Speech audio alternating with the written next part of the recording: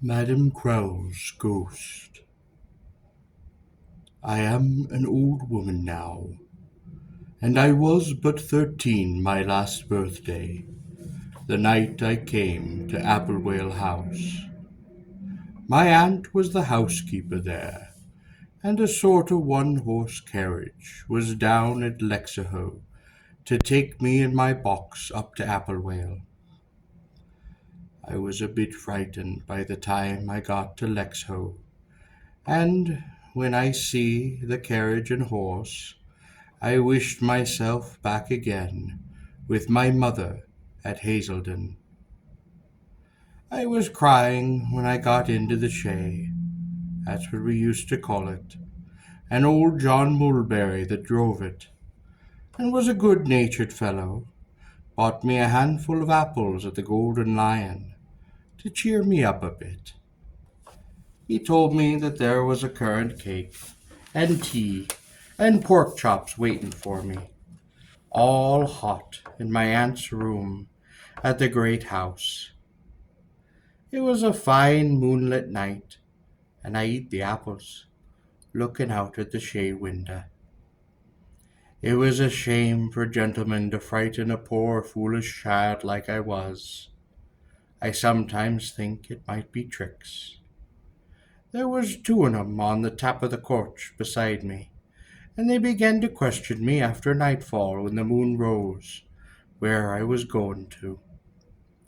Well, I told them it was to wait on Dame Arabella Crowl of Applewale House, near by Lexhowe. "Oh, then," says one of them, "you'll not be long there." And I looked at him as much as to say, why not? For I had spoke out when I told them when I was going, if it was something clever I had to say. "Because," says he, "and don't you for your life tell no one, only watch her and see. She's possessed by the devil, and more'n half a ghost. Have you got a Bible?" "Yes, sir," says I, for my mother put my little Bible in my box, and I knew it was there, and by the same token, though the print's too small for my old eyes, I have it in my press to this hour. As I looked up at him, saying, "Yes, sir," I thought I saw him winking at his friend, and I could not be sure. "Well," says he, "be sure you put it under your bolster every night. It will keep the old girl's claws off you." I got such a fright when he said that you wouldn't a fancy, and I liked to ask him a lot about the old lady, but I was too shy, and he and his friend began talking together about their own concerns, and dowly enough I got down, as I told you, at Lexhowe. My heart sank as I drove into the dark avenue. The trees stands very thick and big, as old as the old house almost, and four people, with their arms out and fingertips touching, barely gird around some of them. Well, my neck was stretched out to the window, looking for the first view of that great house, and all at once we pulled up in front of it. A great white and black house it is, with a great black beam across and right up it, and gables looking out, as white as a sheet, to the moon and to the shadows of the trees, two or three up and down upon the front. You could count the leaves on them, and all the little diamond-shaped window panes, glimmering on the great hall window, and great shutters in the old fashion, hinged on the wall outside, bolted across all the west of the windows in front, for there was but 3 or 4 servants, and the old lady in the house, and most of the rooms was locked up. My heart was in my mouth, and I said the journey was over, and this, the great house afore me, and I so near my aunt that I never said till noo, the Dame Crowl, that I was to come and wait upon, and was afeard on already. My aunt kissed me in the hall, and brought me to her room. She was tall and thin, with a pale face, black eyes, long thin hands with black mittens on. She was past 50, and her word was short, but her word was law, I had no complaints to make of her, but she was a hard woman, and I think she would have been kinder to me if I had been her sister's child in place of her brother's. But all that's of no consequence noo. The squire, his name was Sheridan Crowl, he was Dame Crowl's grandson, came down there by way of seeing that the old lady was well treated, about twice or thrice in the year. I sit in but twice all the time I was at Applewell House. I can't say but she was well taken care of, notwithstanding, but that was because me aunt and Meg Wivern, that was her maid, had a conscience and did their duty to her. Miss Wivern, Meg Wivern, my aunt called her to herself, and Miss Wivern to me was a fat, jolly lass of 50, a good height and a good breadth, and always good humoured. She walked slow.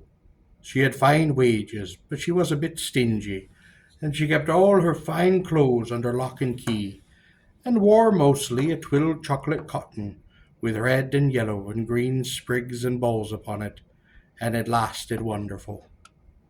She never gave me nowt, nor the valley a brass thimble, all the time I was there, but she was good humoured, and always laughing, and she talked no end of prose over her tea, and seeing me so sackless and dourly, she roused me up with her laughing and stories. I think I liked her better than my aunt. Children are so taken with a bit of fun or a story, though my aunt was very good to me, but a hard woman about some things, and silent always. My aunt took me into her bedchamber, that I might rest myself a bit while she was setting the tea in her room. But first she patted me on the shoulder, and said I was a tall lass in my years, and had spired up well. She asked me if I could do plain work and stitching, and she looked in my face, and said I was like my father, her brother, that was dead and gone. She hoped I was a better Christian, and wadna do the lids. It was a hard saying the first time I set my foot in her room, I thought. When I went into the next room, the housekeeper's room, it was very comfortable. It was yak all around. There was a fine fire blazing away, with coal and peat and wood, all in a low together, tea upon the table, and a hot cake, smoking meat, and there was Miss Wivern, fat and jolly and talking away, more in an hour than my aunt would in a year. While I was still at my tea, my aunt went upstairs to see Madame Crowl. She's gone up to see that old Judith Squales is awake, says Miss Wivern. Judith sits with Madame Crowl when me and Miss Shutters, that's my aunt's name, is away. She's a troublesome old lady. You'll have to be sharp with her, or she'll be into the fire, or out at the window. She goes on wires, she does, old though she be. How old, ma'am? Says I. Oh, 93 her last birthday, and that's 8 months gone. Then she laughed. And don't be asking questions about her before your aunt, mind. I tell you, just take her as you find her, that's all. And what's to be my business about her, please, ma'am? Says I. Oh, about the old lady? Well, says she, your aunt Miss Shutters will tell you that. But I suppose you'll have to sit in the room with your work, and see she's at no mischief. Let her amuse herself with the things on the table, get her food or drink as she calls for it, and keep her out of mischief. Ring the bell hard if she's being troublesome. Is she deaf, ma'am? No, nor blind, is she. Sharp as a needle, but she's gone quite happy, and can't remember not rightly. And Jack the Giant Killer or Goody Two Shoes will please her as well as the King's Court or the affairs of the nation. And what did the little girl go away for, ma'am? That went on Friday last. My aunt wrote to my mother she was to go. Yes, she's gone. What for? Says I again. Oh, she didn't answer Miss Shutters, I do suppose, says she. I don't rightly know. Don't be talking to your aunt, can't abide a talking child. Oh, and please, ma'am, is the old lady well in health? Says I. Oh, ain't no harm to ask that, you see. She's a torflin a bit lately, but better this week past. I daysay she'll last out 100 years yet. Hish, here's your aunt come down the passage. In came my aunt, and begins talking to Miss Wivern and I, beginning to feel more comfortable and at home like. Was a walking about the room looking at this thing and at that. There was pretty old china things on the cupboard, pictures again the wall, and there was a door open in the wainscot, and I sees a queer old leathern jacket, with straps and buckles to it, and sleeves as long as the bedpost hanging up inside. "What's that you're at, child?" says me aunt, sharp enough turning about that I thought she least minded. "What's that in your hand?" "Oh, this, ma'am," says I, turning about with the leathern jacket. "I don't know what it is, ma'am." Pale as she was, the red came up in her cheeks, and her eyes flashed with anger, and I think only she had half a dozen steps to me. Between her and me, she'd ha' guv me a size up. But she did give me a shake by the shoulder, and plucked the thing out of my hand, and says she, "While ever you stay here, don't you meddle with nowt that don't belong to you." And she hung it up back on the pin that was there, and shut the door with a bang, locking it fast. Miss Wyvern was lifting up her hands and laughing all this time, quietly in her chair, rolling herself a bit in it as she used when she was kinking. The tears was in my eyes, and she winked at my aunt, and says she, drying her own eyes that was wet with the laughing, "Tut, the child meant no harm. Oh, come to hear me, child, it's only a pair of crutches for lame ducks, and ask no questions, mind, and we'll tell you no lies. Come here and sit down. Drink a mug of beer before you go to bed." My room, mind ye, was upstairs, next to the old lady's, and Miss Wyvern's bed was near hers in her room, and I was to be ready at call if need should be. The old lady was in one of her tantrums that night, and part of the day before. She used to take fits of the sulks. Sometimes she would not let them dress her, another time she would not let them take her clothes off. She was a great beauty, they said, in her day, but there was no one about Applewhale that remembered her in her prime. She was dreadful fond o' dress, and had thick silks and stiff satins, and velvets and laces and all sorts, enough to set up 7 shops at the least. All her dresses was old-fashioned and queer, but worth a good fortune. Well, I went to my bed. I lay for a while awake, for a thing was new to me, and I think the tea was in my nerves too, for I wasn't used to it, except now and then upon a holiday or the like. I heard Miss Wyvern talking, and I listened with my hand to my ear, but I could not hear Miss Crowl, and I don't think she said a word. There was great care took of her. The people at Applevale knew that when she died they would everyone get the sack, and there was situations as well and paid and easy. The doctor came twice a week to see the old lady, and you may be sure they all did as he bid 'em. One thing was the same every time. They were never to cross or frump her in any way, but to humour and please her in everything.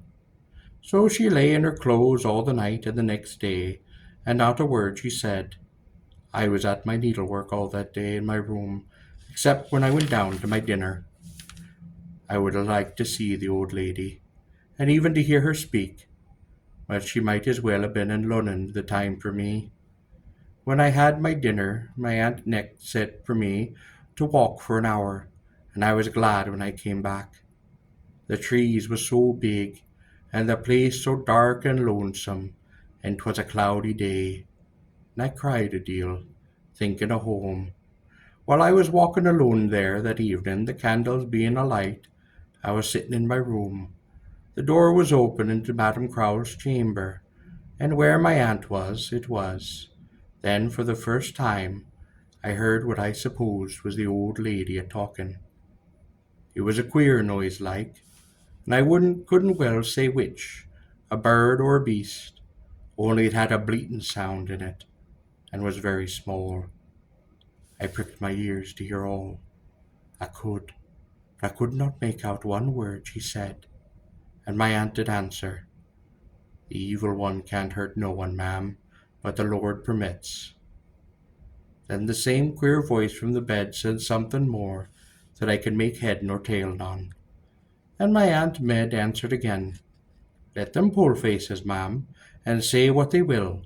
If the Lord be for us, who can be against us? I kept listening with my ear turned to the door, holding my breath, but not another word or sound came in from the room.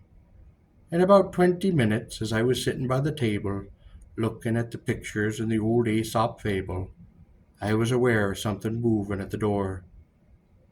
I looked up and said my aunt's face looking in at the door, and her hand raised.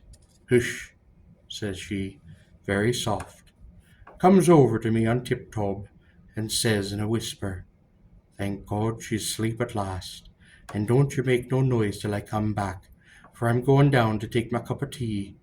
I'll be back with the new, me and Miss Wyvern, and we'll be sleeping in the room. You can run down when we come up, and Judith will give you a yar supper in my room." And with that away she goes. I kept looking at the picture book as before, listened every now and then. There was no sound, not a breath, that I could hear, and I began whispering to the pictures and talking to myself to keep my heart up, for I was growing afeard in that big room. At last I got up, and I began a walking about the room, looking at this and peeping at that, to amuse me mind. You'll understand. And at last what I should I do but peep into Madame Crowl's bedchamber. A grand chamber it was, with a great four-poster, with flowered silk curtains, as tall as the ceiling, and folding down upon the floor, and drawn close all around. There was a looking-glass, the biggest I ever said before, and the room was ablaze with light. I counted 22 wax candles all alight, such was her fancy, and no one dared say her nay. I listened in at the door, and gaped and wondered all around. When I heard there was not a breath, and did not see as much as a stir in the curtains, I took heart, and I walked into the room on tiptoe, and looked around again. And I takes a kick at myself in the big glass, and at last it came in my head, why couldn't I ha' a kick at the old lady herself in the bed? Well, you'd think me a fool if you knew half how I longed to see the Dame Crowl, and I thought to myself if I didn't peep now, I might wait many a more day before I go so good a chance again. Well, my dear, I came to the side of the bed, the curtains being closed, and my heart almost a failing me. But I took courage. I slips my fingers in between that thick curtain, and then my hand. So I waits a bit, but all was still as death.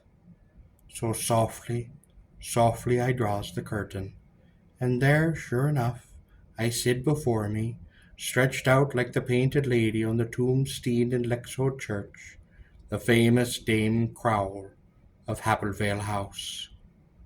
There she was, dressed out. You never said the like in the days. Satin, silk, scarlet and green, gold and pint lace. By gent, 'twas a sight. A big powdered wig, half as high as herself, was atop her head, and wow, was ever such wrinkles! And her old baggy throat all powdered white, her cheeks rogued, and her mouse skin eyebrows that Miss Wyvern used to stick on. And there she lay, grand and stark, with a pair of clocked silk hose on, and heels to her shone as tall as the 9 pins. Lock, but her nose was crooked and thin, and half the whites her eyes was open. She used to stand, dressed as she was, giggling and dribbling before the looking-glass, with a fan in her hand, and a big nosegay in her bodice. Her wrinkled little hand was stretched down by her sides, and such long nails, all cut into points. I never said in my days, could it ever been the fashion for girt folk to wear the fingernails so? Well, I think you'd be frightened yourself if you'd had such a sight. I couldn't let go of the curtain, nor move an inch, nor take my eyes off of her. My very heart stood still, and in an instant she opens her eyes. Up she sits, and spins herself around. Down with her, with a clack into her two tall heels upon the floor, facing me, oogling in my face with her two great glassy eyes, and a wicked simper with her old wrinkled lips and long false teeth. Well, a corpse is a natural thing, but this was the dreadfullest sight I ever did see'd. She had her fingers straight out a pointing at me, and her back was crooked round again with age. Says she, "You little limb, what for did you say I killed the boy? I'll tickle you till you're stiff." If I'd thought an instant, I'd have turned about and ran, but I couldn't take my eyes off her, and I backed from her as soon as I could. She came a clattering after, like a thing on wires, with her fingers pointing to my throat, and she making all the time a sound with her tongue, like ziz, ziz, ziz. I kept backing and backing as quick as I could. Her fingers was only a few inches away from me throat, and I'd felt I'd lose all me wits if she touched me. I went back this way, right into the corner, and I gave a yellock. You'd think soul and body was parting. And that minute my aunt, from the door, calls out with a blare. The old lady turns around on her, and I turns about and I run through my room, down the back stairs as hard as my legs could carry me. I cried hearty, I can tell you, when I got down to the housekeeper's room. Miss Reverend laughed a deal when I told her what had happened, but she changed her key when she heard the old lady's words. "Say them again," says she. So I told her, "You little limb, what for do you say I killed the boy? I'll tickle you till you're stiff." "And did you say she killed the boy?" says she. "Oh, not I, ma'am," says I. Judith was always up with me, after that, when the two elder women was away from her. I would a jump out a window rather than stay alone in the same room with her. It was about a week after, as well as I can remember. Miss Reverend one day, when me and I her was alone, told me a thing about Madame Crowl that I did not know before. She, being young and a great beauty, full 70 years before, had married a Squire Crowl of Applevale, but he was a widower, and had a son about 9 year old. There never was a tale or tidings of this boy after one morning. No one could say where he went to. He was allowed too much liberty, and used to be off in the morning, one day to the keeper's college, and breakfast with him, and away to the warren, and not at home. Mayhap till evening, and another time down by the lake and bathed there, and he spent the day a fishing or paddling about in the boat. Well, no one could say what was gone with him, only this: his hat was found by the lake, under a hawthorn that grows there to this day, and 'twas thought he was drowned a bathing. And the squire's son, by his second marriage, by this Madam Crowl, had lived so dreadful long, came in for the estates. It was his son, the old lady's grandson, Squire Sheridan Crowl, that owned the estates at the time I came to Applevale. There was a deal of talk long before my aunt's time about it, and 'twas said the stepmother knew more than she was like to let out, and she managed her husband, the old squire, with her white heft and flatteries, and as the boy was never seen no more, in course of time the thing died out of folks' minds. I'm going to tell you no about what I seed with me own seen. I was not there 6 months. It was winter, when the old lady took her last sickness. The doctor was afeard she might took a fit of madness, as she did, 15 years before, and was buckled up many a time in a strait waistcoat, which was the very leathern jerkin that I had seed in the closet of my aunt's room. Well, she didn't. She pinned and windered and went off a torflin quite enough, still a day or two before her flitting, and then she took a rabblin', and something squirrelin' in the bed. You'd think a robber had a knife to her throat. She used to work out to the bed, and not being strong enough then to walk or stand, she'd fall on the floor, with her old wizen hands stretched before her face, and skrillin' still for mercy. You may guess I didn't go into the room. I used to be a shiverin' in my bed with fear at her skrillin', and scrawling on the floor, and blaring out words that make your skin turn blue. My aunt and Miss Wyvern, and Judith Crowls, and a woman from Lexhow was always about her. At last she took to fits, and they wore her out. Just Sir Parson was there, and prayed for her, but she was past praying with. I suppose it was right, but none could think there was much good in it. And saw at long last she made her flitting, and it was over, and old Dame Crowl was shrouded and coffined, and Squire Shevnix was wrote for. He was away in France, and the delay was so long that to Sir and Doctor both agreed it would be not due to keep her longer out of her place. And no one cared but just them two, and my aunt and the rest of us, from Applevale to go to the burying. So the old lady of Applevale was laid in the vault under Lexhow Church, and we lived up at the great house till such time as the squire should come to tell his will about us, and pay off such as he chose to discharge. I was put into another room, 2 doors away from what was Dame Crowl's chamber, after her death, and this thing happened the night before Squire Shevnix came to Applevale. The room I was in now was a large square chamber, covered with yak panels, but unfurnished except for me bed, which had no curtains to it, and a chair and a table, so that looked nothing at all such a big room, and the big looking glass that the old lady used to keep into and admire herself from head to heel, now that there was no mar or that wark, was put out of the way, and it stood against the wall in my room, for there was shifting a many things in her chambers, you may suppose, when she came to be coffined.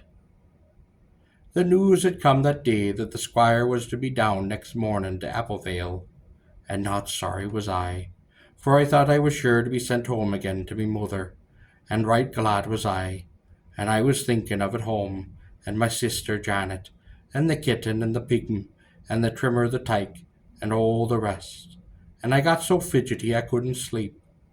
The clock struck 12, and me still being wide awake, and the room as dark as pick.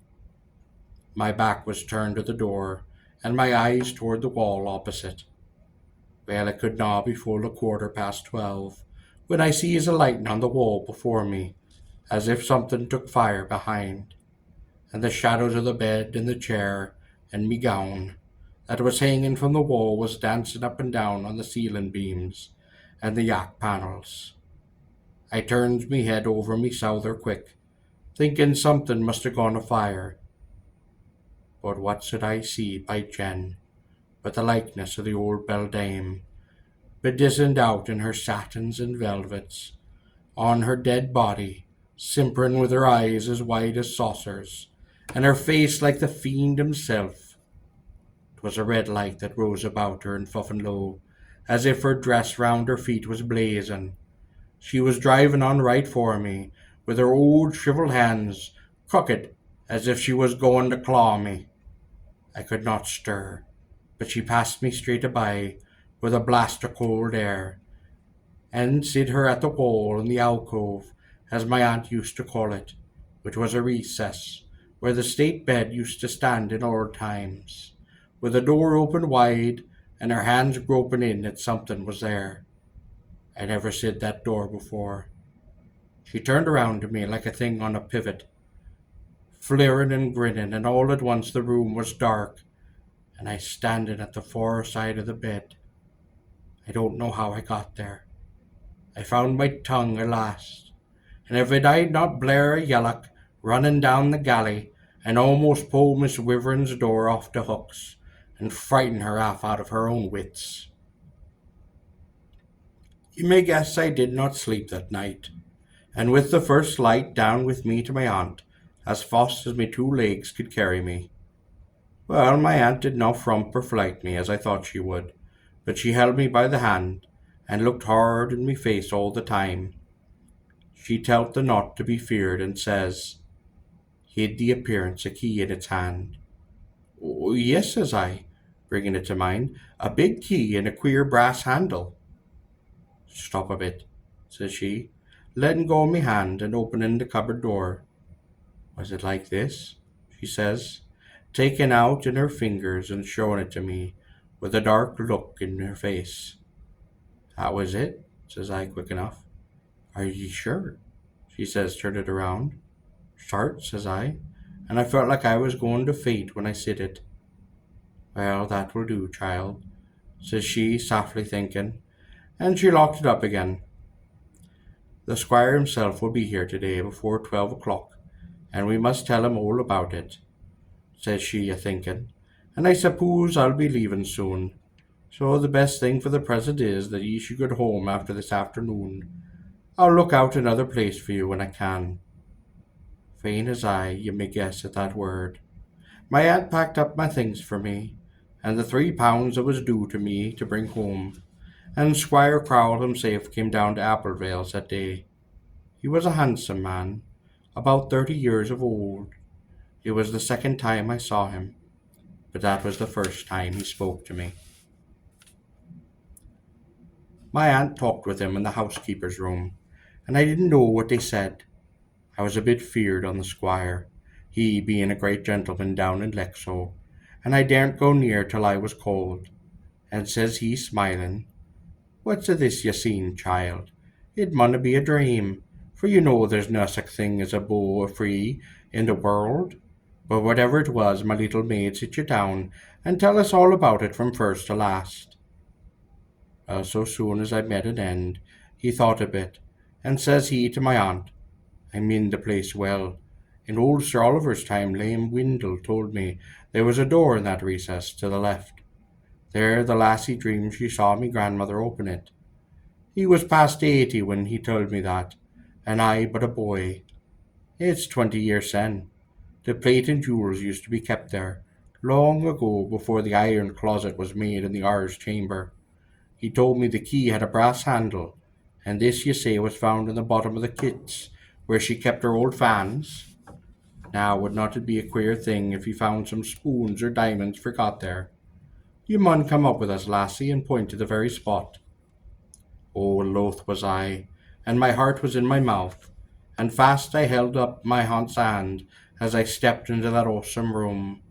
I showed them both how she came, and how passed me by, and the spot where she stood, and where the door had seemed to open. There was an old empty press against the wall then, and shoved it aside, sure enough, there was the tracing of a door in the wainscot, and a keyhole stopped with wood, and plain across as smooth as the rest, and the joining of the door all stopped, with putty the colour of yak, and but for the hinges that showed a bit when the press was shoved aside, you could not constay there was a door there at all. Ha, says he with a queer smile, this looks like it. It took some minutes with a small chisel and hammer to pick the bit of wood out of the keyhole. The key fitted, sure enough, and with a strange twist and a long squeak, the bolt went back, and he pulled the door open. There was another door inside. It was stranger than the first, but the locks was gone, and it opened easy. Inside there was a narrow floor, and walls, and a vault of brick, and we could not see what was in it, for it was dark as pick. When my aunt had lighted the candle, the squire held it up and stepped in. My aunt stood on the tiptoe, trying to look over his shoulder, and I did not see a nowt. Says the squire, stepping back. What's that? Give me the poker, quick, says he to my aunt.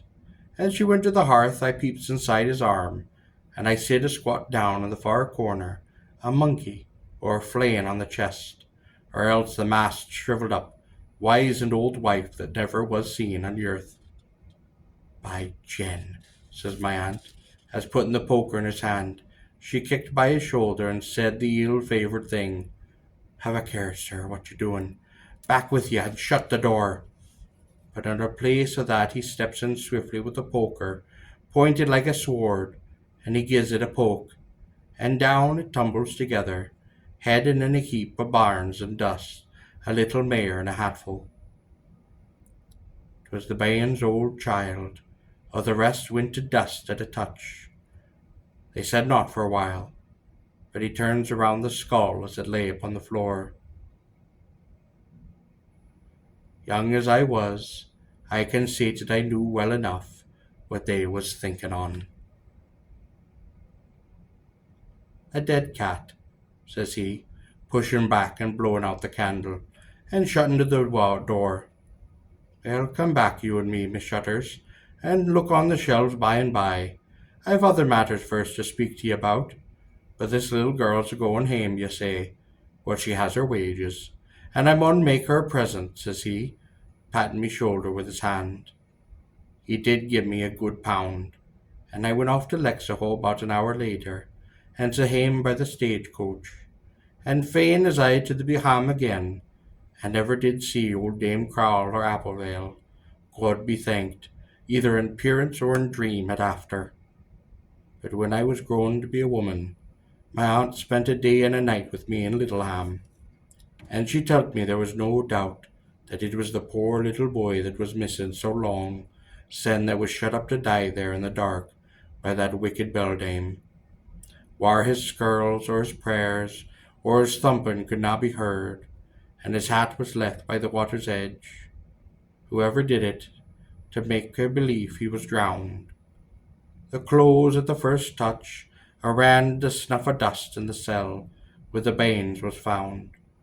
But there was a handful of jet buttons, and a knife with a green handle, together with a couple of pennies the poor little fellow had in his pocket.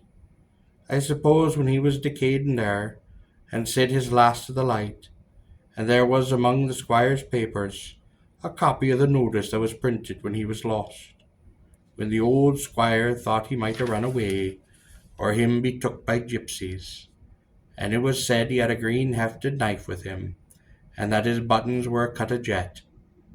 So that is, I have to say concerning old Dame Crow o' Applevale House.